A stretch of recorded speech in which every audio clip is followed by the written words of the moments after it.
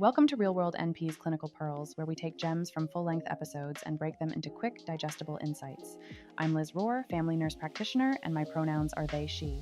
Real World NP is a continuing education company for nurse practitioners in primary care, especially new nurse practitioners navigating the role transition from RN to NP. Whether you're on your commute between patients or prepping for an exam, these bite-sized takeaways can help you build confidence in your practice. Let's dive in.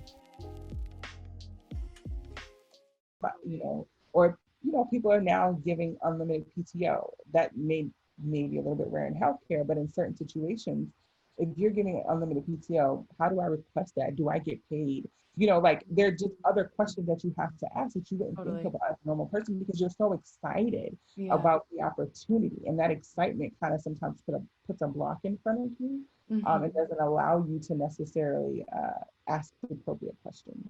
Totally. So a couple other things we wanted to cover.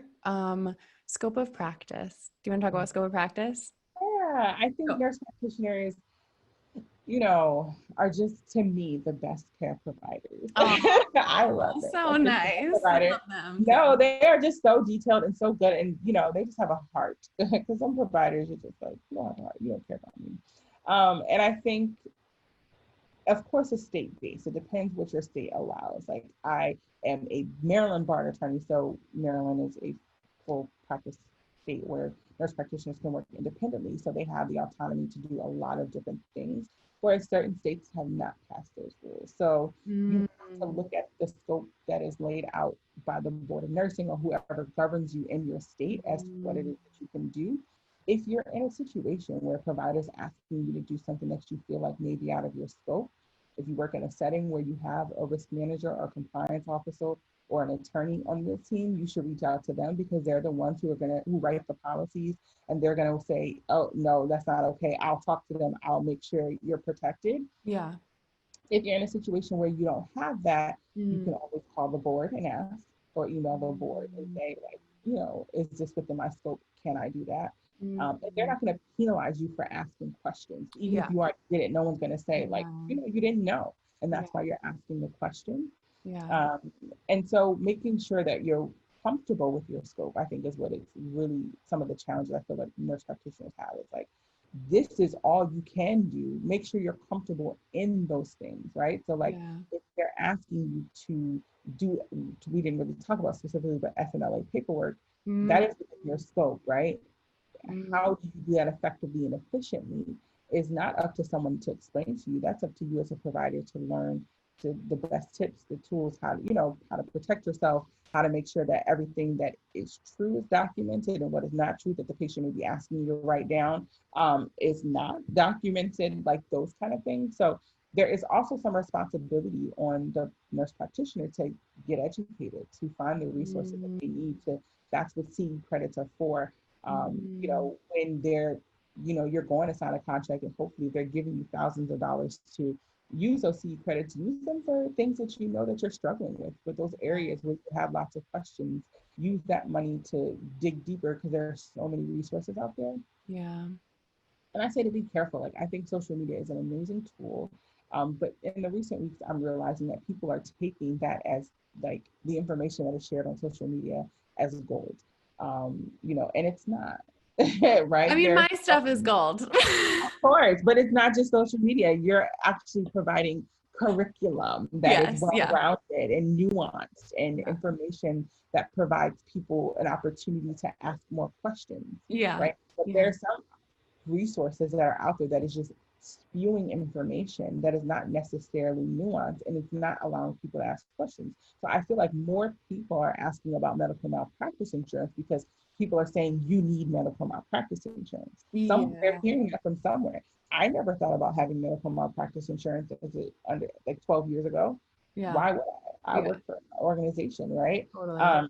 And so it's like someone is saying that somewhere. That information is being spewed somewhere, saying that you need to protect yourself. You need this. You need why, right? And so there's no opportunity to ask the question why, which then leads people to make decisions that may not be appropriate for them. Yeah, no, totally. And I think like the question kind of with scope, I think there were a couple of example questions. We weren't trying to do like too specific stuff, but like kind of like if you have a family nurse practitioner and you're working in a psych setting, like a psychiatric mental wellness health setting, like versus, you know, if you're, I don't know, there's so many like branches off of examples, but I think you're like, it really just sounds like it comes down to state and the board of nursing.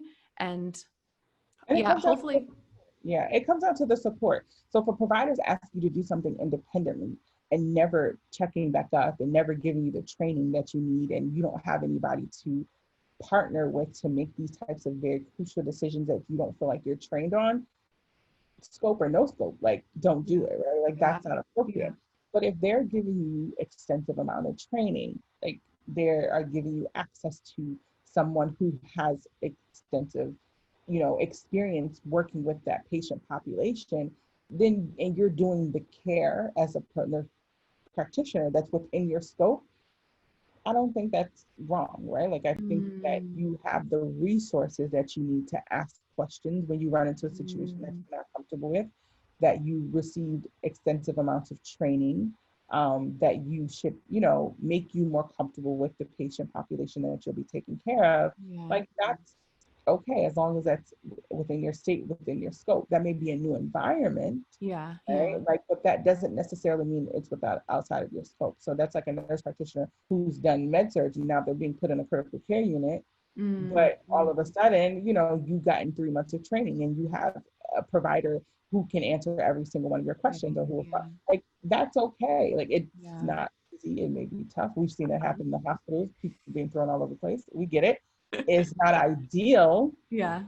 But if you have the resources and the support, then it doesn't mean that it's outside of your scope. Absolutely. Well, I think what is one more question we can tackle? What do you think? Grab bag.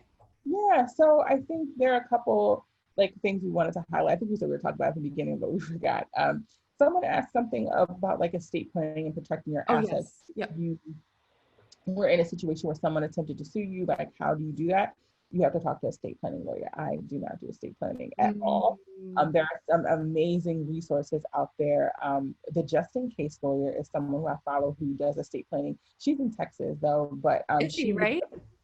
Yes. Yeah, she's great. I know. I think I was going to ask that if it was state based. I think you would have to say some. It's definitely state based, but she would at least be able to point you in the right resources, to the right resources. Totally. Because she's an estate planning lawyer and they have their own communities and things like that. So yes, there are some things I think that you should do, but that's very specific, and you have to meet with an estate planning lawyer to figure out what you have and what should be protected, and what's not, you know, what can be left out or what can be put in, right? So that's a very specific question, but I think meeting with an estate planning lawyer is crucial at that point. And usually estate planning lawyers aren't as expensive as people think. I think we assume all attorneys are really expensive, but estate planning lawyers, you know, the value of estate planning is so valuable, and that when you treat people well, they're going to continue to come back. So estate planning lawyers usually don't, you know, charge crazy amounts of money, because you have to come back and update your paperwork. Like every year, every few years, you may have more kids, or you may have bought a house. So like if someone's paying, you know, $30,000 for an estate plan, they're never going to come back to update.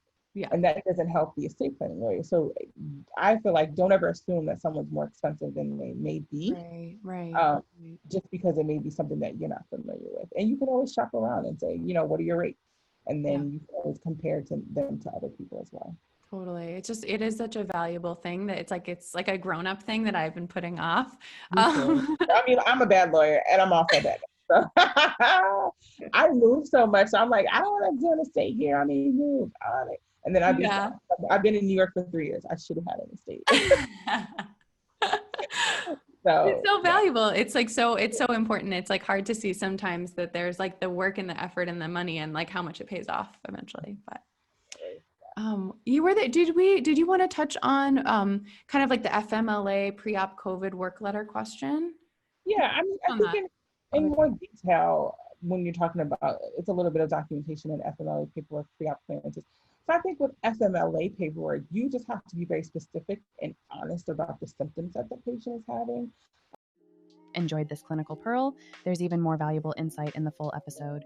Click the link in the description to hear the complete discussion, packed with practical tips to strengthen your skills and confidence as a nurse practitioner. Don't miss it. And if you found this helpful, be sure to like, subscribe, and share with your fellow NPs so we can keep learning together.